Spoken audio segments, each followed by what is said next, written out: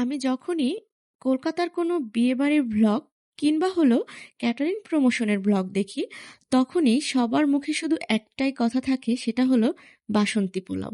বাসন্তী পোলাও ছাড়া ওদের ওখানে মনে হয় বিয়েবাড়িটা ঠিক জমেই না। আর আমিও শুনে শুনে এবং দেখে দেখে এই বাসন্তী পোলাওয়ের প্রেমে পড়ে গিয়েছি। জীবনে মাস্ট বি আমার এটা ট্রাই করতেই হবে, এই পণ করেছিলাম। তো আমি কি করেছি, যেই ভাবা সেই কাজ, ওদের কয়েকটা ভিডিও দেখে একদম ঠিক যে অথেন্টিক রেসিপিটা সেইটা ফলো করে বাসায় তৈরি করে ফেলেছিলাম ফ্রাইডে স্পেশালে এই বাসন্তী পোলাও। আর আমার বাসার সবাই সত্যি খুব প্রশংসা করেছে এবং অনেক পছন্দ করেছে। আর এর স্বাদটা সত্যি ডিফারেন্ট এবং খুবই অথেন্টিক এবং শাহিয়ানা একটা ভাব এনে দেয়। তো হ্যালো এভরিওয়ান, আসসালামু আলাইকুম, দিস ইজ নূর ফ্রম জোহানুর। কি অবস্থা সবার? চলুন দেখা যাক কিভাবে তৈরি করেছি এই বাসন্তী পোলাও। আমি এখানে 1 কেজি পরিমাণে পোলাওয়ের চাল নিয়েছিলাম এবং সেটাকে খুব ভালো করে ধুয়ে পানি ঝরিয়ে নিয়েছিলাম। আমার 1 কেজি পোলাওয়ের চালে 6 কাপ পরিমাণে হয়েছিল, যেই কাপ দিয়ে আমি বাসায় সাধারণত চালটা মেপে থাকি। তো দেখতেই পাচ্ছেন আমি খুব ভালো করে চালটাকে ধুয়ে নিয়েছি এবং একটি ছাঁকনিতে করে পানিটা ঝরিয়ে রাখার জন্য আমি 5 মিনিট পর্যন্ত অপেক্ষা করেছি। পানি ঝরে যাওয়াটা খুবই ইম্পর্ট্যান্ট এই বাসন্তী পোলাওটা রান্নার জন্য। তো দেখতেই পাচ্ছেন এরকম একটা ছাঁকনিতে কিংবা আপনাদের কাছে যেরকম ধরনের ছাঁকনি থাকুক না কেন, সেটার মাধ্যমে এভাবে কিছুক্ষণ রেখে দিবেন। মিনিট 5 রাখলেই যথেষ্ট। তারপরে আমি একটা খুব ছড়ানো পাত্র নিয়েছি। ছড়ানো পাত্রটা হলে সব থেকে বেস্ট হয়। সেই পাত্রের উপরে এরকম হাত দিয়ে চালগুলো খুব সুন্দর করে ছড়িয়ে নিয়েছি। ও হ্যাঁ, বলতেই ভুলে গিয়েছি, আমি কিন্তু এখানে চিনি গুঁড়ো চাল ব্যবহার করেছি। চালটা এভাবে ছড়িয়ে দিলে বাকি পানিটা শুকিয়ে যাবে। এখন আমি চালটাকে রেখে দিয়ে শুকানোর জন্য চুলায় কি করলাম, একটা হাঁড়িতে আমি পর্যাপ্ত পরিমাণে ঘি দিয়েছি। আমি ঘি নিয়েছি এখানে প্রায় 3 থেকে 4 টেবিল চামচ পরিমাণ। ঘিয়ের পরিমাণটা বেশি না দিলে অথেন্টিক ফ্লেভারটা কিন্তু পাওয়া যাবে না। ঘিটা ভালো করে গরম করে একটা পাত্রে ঢেলে নিয়েছি এবং ঘি থেকে যখন ধোঁয়া ওঠা বন্ধ হয়ে গেছে, সেই পর্যায়ে আমি ঘিয়ের মধ্যে 2 থেকে 3 চা চামচ হলুদ গুঁড়া দিয়ে নিয়েছি। একদম অথেন্টিক যে ফ্লেভারটা সেটা পেতে হলে এই কাজটি অবশ্যই করতে হবে। এখন আমি ঘি ও হলুদের এই মিশ্রণটাকে চালের উপরে খুব ভালো করে ঢেলে দিয়েছি আর সম্পূর্ণ চালের সাথে আমি আলতো করে এই ঘি ও হলুদের মিশ্রণটা এখন মিশিয়ে নেব, যাতে কোনো চাল বাদ না যায়। তো আপনারা যদি ঘি এবং হলুদ দুটো জিনিসই পরে ব্যবহার করেন, তাহলে হলুদের একটা কাঁচা আষ্টে গন্ধ থেকে যাবে এবং আর ঘিয়ের যে ফ্লেভারটা ওটাও ভালো পাওয়া যাবে না।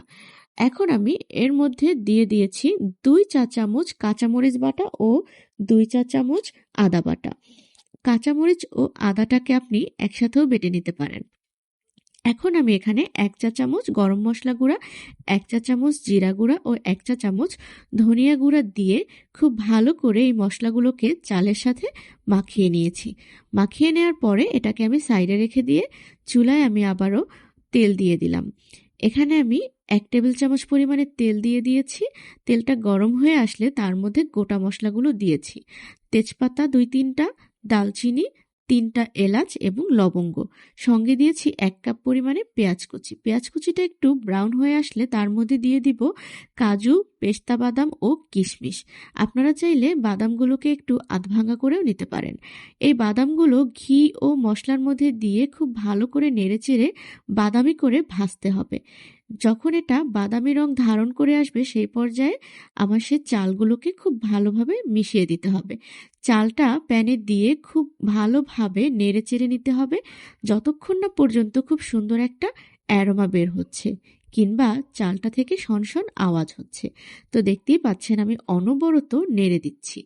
আর এখন চালটা হয়ে গেলে এর মধ্যে আমি 6 কাপ পরিমাণ চালের সাথে 12 কাপ পরিমাণ পানি দিয়ে দিব। যদি আপনারা পানির রেশিওটা ঠিকভাবে না দিতে পারেন, কম হয়ে গেলে চালটা কিন্তু শক্ত থাকবে আর বেশি হয়ে গেলে চালটা কিন্তু ভ্যাজভ্যাজে হয়ে যাবে, ঝরঝরেটা হবে না।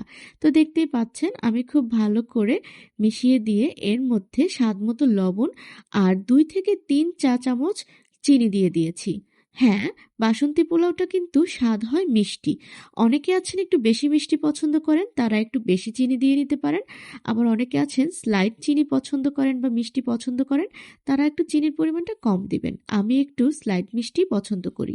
তাই চিনিটা দেওয়ার পরে নেড়েচেড়ে দিয়ে একটা ঢাকনা দিয়ে ঢেকে দিলাম।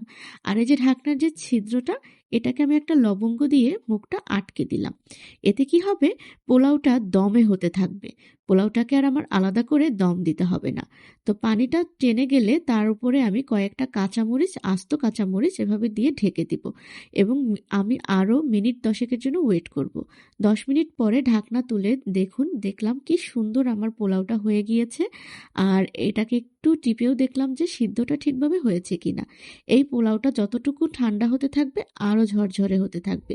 তো আমি খুব সুন্দর করে কাঁচামরিচগুলোকে একটু নেড়ে ভিতরে ঢুকিয়ে দিলাম। আপনারা চাইলে এর উপরে বেরেস্তাও দিতে পারেন, কিন্তু আমি বেরেস্তাটা ব্যবহার করিনি। আমি এটাকে ধনেপাতা কুচি দিয়ে সার্ভ করেছি। তো দেখতেই পাচ্ছেন কত সুন্দর কালারফুল দেখতে হয়েছে এবং এর থেকে এত সুন্দর ঘি বাদামের একটা ফ্লেভার আসতেছে, যেটা আমি আপনাকে এভাবে ভিডিওতে বলে বোঝাতে পারবো না। তো আপনারা যদি বাসায় অবশ্যই ফ্রাইডে স্পেশালে ট্রাই করে থাকেন, আমাকে জানাতে ভুলবেন না। আর আমার ভিডিওটি ভালো লাগলে একটি শেয়ার করে দিবেন। লাইক, কমেন্ট, শেয়ার এর জন্য রিকোয়েস্ট থাকবে। আজকের ভিডিওটা এ পর্যন্তই। সবাই ভালো থাকবেন। আল্লাহ হাফেজ।